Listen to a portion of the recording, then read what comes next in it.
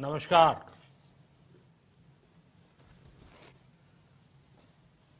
Corona वैश्विक महामारी के खिलाफ लड़ते लड़ते अब हम अनलॉक 2 में प्रवेश कर रहे हैं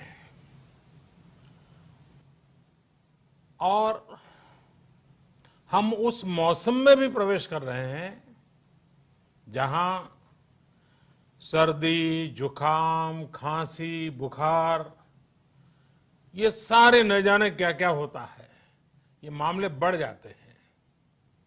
ऐसे में मेरी आप सभी देशवासियों से प्रार्थना है कि ऐसे समय अपना ध्यान रखिए।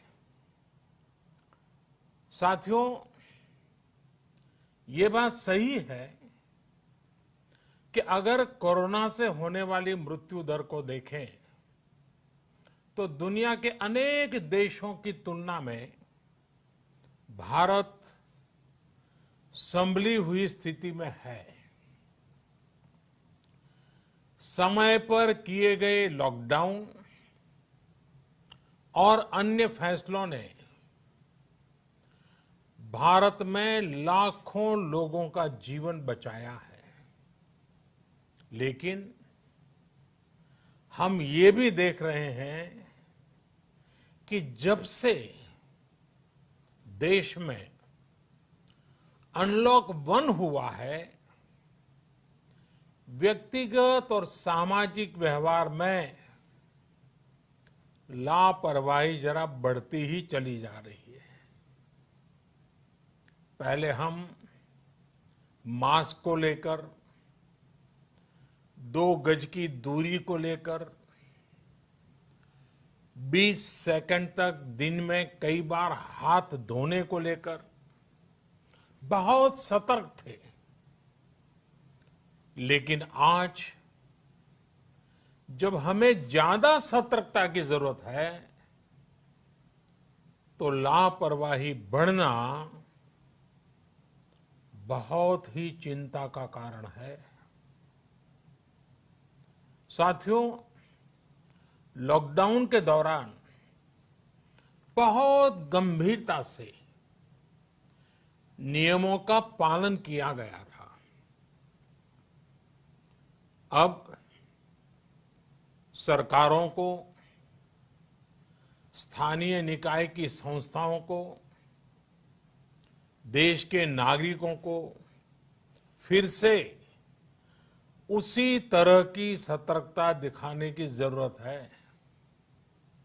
विशेषकर कंटेनमेंट जोन्स, उस पर तो हमें बहुत ध्यान देना होगा। जो भी लोग नियमों का पालन नहीं कर रहे हैं, हमें उन्हें टोकना होगा, रोकना होगा और समझाना भी होगा।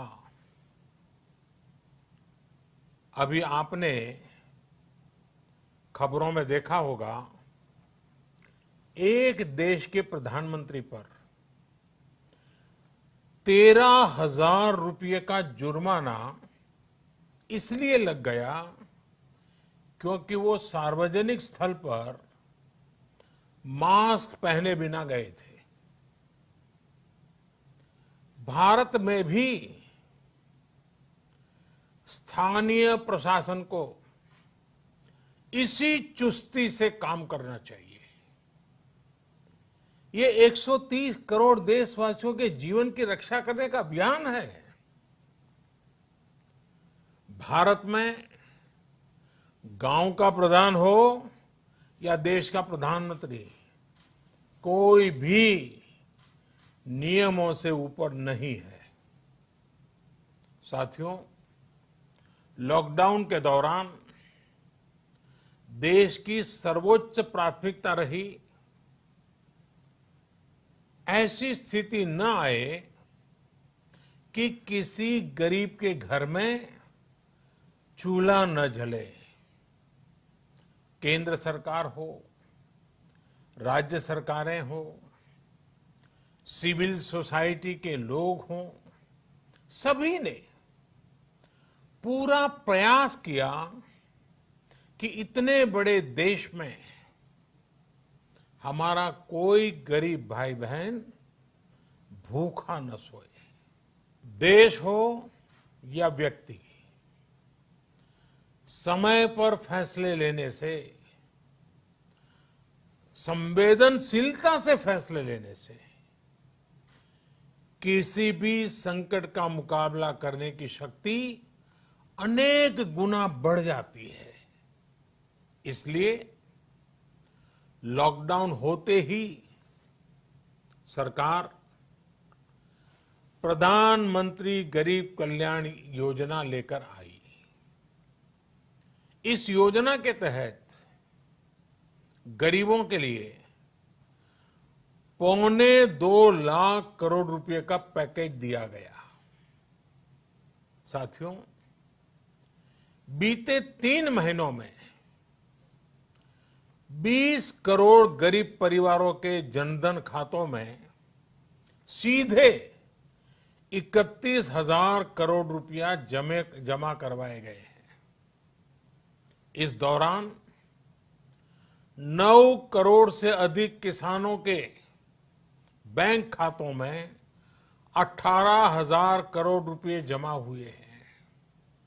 इसके साथ ही गांवों में श्रमिकों को रोजगार देने के लिए प्रधानमंत्री गरीब कल्याण रोजगार अभियान तेज गति से आरंभ कर दिया गया है। इस पर सरकार 50,000 करोड़ रुपए खर्च कर रही है। लेकिन साथियों, एक और बड़ी बात है जिसने दुनिया को भी हैरान किया है, आश्चर्य में डुबो दिया है। वो ये कि कोरोना से लड़ते हुए भारत में 80 करोड़ से ज्यादा लोगों को 3 महीने का राशन, यानी परिवार के हर सदस्य को 5 किलो गेहूं या चावल मुफ्त दिया गया। इसके अतिरिक्त प्रति परिवार हर महीने 1 किलो दाल भी मुफ्त दी गई। यानी एक तरह से देखें तो अमेरिका की कुल जनसंख्या से 2.5 गुना अधिक लोगों को, ब्रिटेन की जनसंख्या से 12 गुना अधिक लोगों को और यूरोपियन यूनियन की आबादी से लगभग 2 गुने से ज्यादा लोगों को हमारी सरकार ने मुफ्त अनाज दिया है। साथियों, आज मैं इसी से जुड़ी एक महत्वपूर्ण घोषणा करने जा रहा हूं। साथियों, हमारे यहां वर्षा ऋतु के दौरान और उसके बाद मुख्य तौर पर कृषि क्षेत्र में, एग्रीकल्चर सेक्टर में ही ज्यादा काम होता है। अन्य दूसरे सेक्टरों में थोड़ी सुस्ती रहती है। जुलाई से धीरे धीरे त्योहारों का भी माहौल बनने लगता है। अब आप देखिए, अभी 5 जुलाई को गुरु पूर्णिमा है, फिर सावन शुरू हो रहा है, फिर 15 अगस्त आएगी, रक्षाबंधन आएगा, कृष्ण जन्माष्टमी आएगी, गणेश चतुर्थी आएगी, ओणम होगा और आगे जाएं तो काटी बिहू है, नवरात्रि है, दुर्गा पूजा है, दशहरा है, दीपावली है, छठी मैया की पूजा है। त्योहारों का ये समय जरूरतें भी बढ़ाता है, खर्च भी बढ़ाता है। इन सभी बातों को ध्यान में रखते हुए ये फैसला लिया गया है कि प्रधानमंत्री गरीब कल्याण अन्न योजना का विस्तार अब दिवाली और छठ पूजा तक, यानी नवंबर महीने के आखिर तक कर दिया जाएगा। यानी 80 करोड़ लोगों को मुफ्त अनाज देने वाली ये योजना अब जुलाई, अगस्त, सितंबर, अक्टूबर, नवंबर में भी लागू रहेगी। सरकार द्वारा इन 5 महीनों के लिए 80 करोड़ से ज्यादा गरीब भाई बहनों को हर महीने परिवार के हर सदस्य को 5 किलो गेहूं या 5 किलो चावल मुफ्त मुहैया कराया जाएगा। और साथ ही प्रत्येक परिवार को हर महीने 1 किलो चना भी मुफ्त दिया जाएगा। साथियों, प्रधानमंत्री गरीब कल्याण अन्न योजना के इस विस्तार में 90,000 करोड़ रुपए से ज्यादा खर्च होंगे। और अगर इसमें पिछले 3 महीने का खर्च भी जोड़ दें तो ये करीब करीब 1.5 लाख करोड़ रुपया हो जाता है।